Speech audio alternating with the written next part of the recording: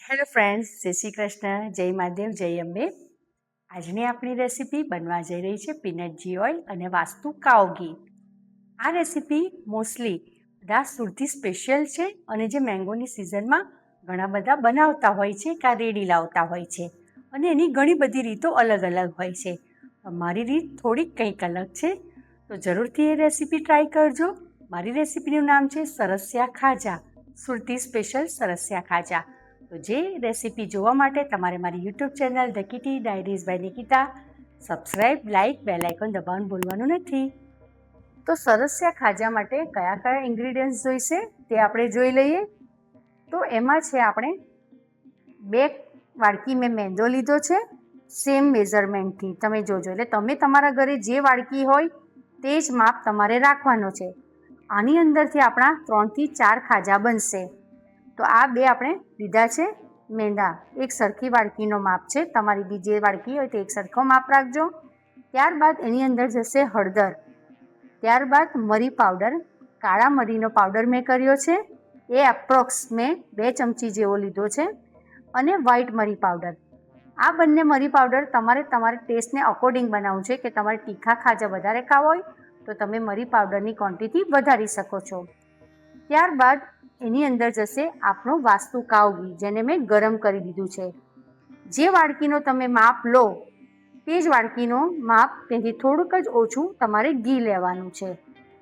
ત્યારબાદ ગરમ પાણી, તો ગરમ પાણી પણ તમારે એ જ વાડકીના માપે ગરમ પાણી લેવાનું છે અને એની અંદર નાખવાનું છે તમારે હળદર, જે મેં 1 ટીસ્પૂન લીધી છે. ત્યારબાદ એની અંદર જશે આપણું સિંધવ મીઠું, તે તમારે તમારા ટેસ્ટને અકોર્ડિંગ નાખવાનું છે. હવે આની અંદર મેં ગરમ પાણી ફૂલ કરેલું છે. તમે આ જ પ્રોસેસ ગેસ પર પણ કરી શકો છો.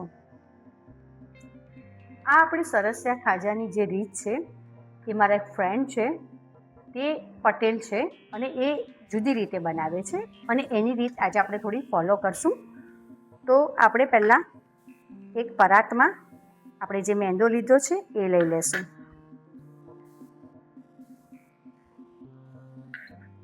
ત્યારબાદ આપણે જે ગરમ પાણી કર્યું છે હળદર ને મીઠાવાળું તે લેશું. આપણી આ રેસીપીમાં મણ મૂકશું તે ઘીનું મૂકશું અને જે આપણે ખાજા તળશું સરસિયા ખાજા તે આપણા પીનટ ઘી ઓઇલમાં તળશું. તો આપણે 2 વાડકી મેંદો લઈ લીધો છે. તો તેની અંદર આપણે હવે નાખશું આપણો મરી પાવડર.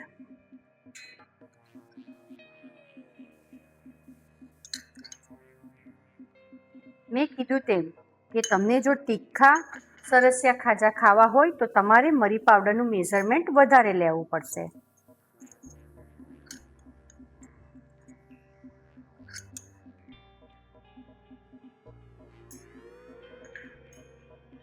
આપણે આ પાણીની અંદર હળદર ને મીઠું નાખી દીધું છે.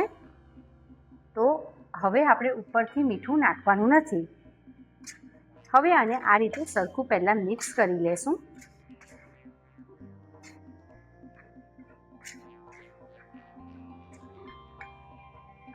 ત્યારબાદ આપણું વાસ્તુ કાવ ઘી, જેને આપણે ગરમ કર્યું છે તે આપણે એનાથી મણ મૂકશું.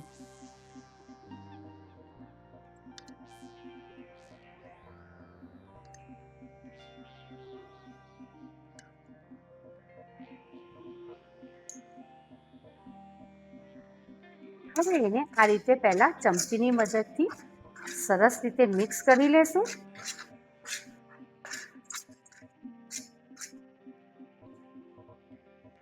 ત્યારબાદ હાથની મદદથી આપણે જેમ રોટલીનો લોટ બાંધતા હોય એ રીતે એને બાંધી દેશું.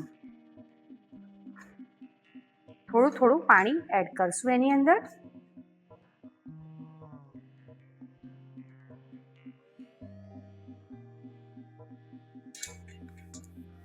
હવે આપણે જો સરસ મજાનો આપણે લોટ બાંધી દીધો છે, તો એને આપણે 15 થી 20 મિનિટ માટે એને મૂકી દેશું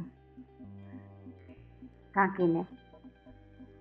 હવે આપણે તમે જોઈ શકશો આપણો લોટ આ રીતનો મરીના લીધે સરસ લાગે છે અને તમારે કાળા મરીનો પાવડરનો ઉપયોગ વધારે કરવાનો છે વ્હાઈટ મરીના ઓપ્શનમાં. હવે આના 3 ભાગ પાડી લેશું આપણે. આ 1, આ 2 અને આ ત્રીજો. અને આ જે ત્રીજો ભાગ છે એને આપણે આ રીતે 2 પાર્ટમાં વહેંચીને એને ધીમા તાપે પીનટજી ઓઇલના તેલમાં આપણે તળી લેશું.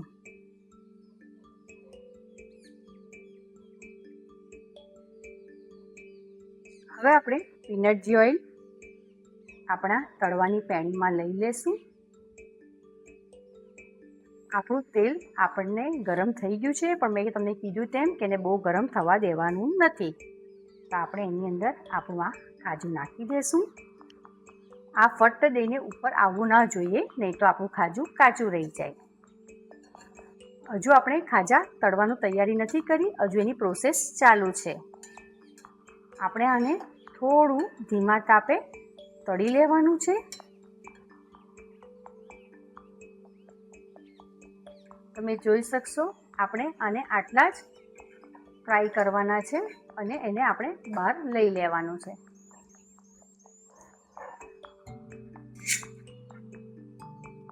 આ જ સેમ રીતે આપણે આ બીજાને પણ આપણે ધીમા તાપે તળી લેશું. તમે જોઈ શકશો આપણે બીજું બી આ જે તળવાનું હતું સેમી એને તળી લીધું છે. હવે આપણે એને 10 થી 15 મિનિટ માટે ઠંડા કરવા મૂકી દેશું. હવે આપણે આને આ રીતે ચૂરો કરી દેશું. ત્યારબાદ આપણે જે પેલા બીજા જે 2 ભાગ રાખ્યા હતા એની અંદર આ ચૂરો મિક્સ કરી દેશું આ લોટની અંદર સાથે.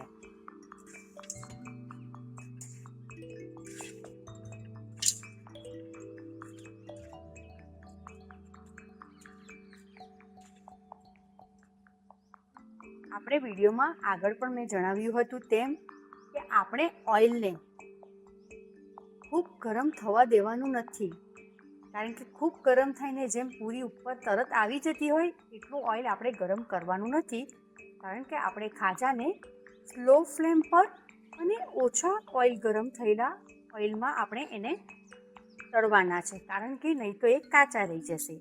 આપણે જે મેજરમેન્ટ લીધું હતું તે પ્રમાણે આપણા 6 ખાજા બનશે. તમે જોઈ શકશો. હવે આપણે એને વણી લઈએ. તો વણવા માટે આપણે અહીં ખાલી હાથની મદદથી આ રીતે પ્રેસ કરવાનું છે અને ખૂબ જાડા પણ નહીં અને ખૂબ પાતળા પણ નહીં, મીડિયમ સાઇઝના રાખવાના છે અને આ રીતે એને પ્રેસ કરવાના છે. ત્યારબાદ તમે એને આંગળીની મદદથી પણ આ રીતે કરી શકો છો, પણ હું તમને ચમચીની મદદથી કરીને બતાવીશ. આ રીતે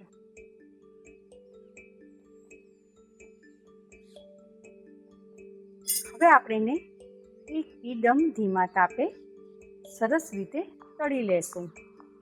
જે આપણે તળવા જઈ રહ્યા છીએ આપણા પીનટજી ઓઇલમાં.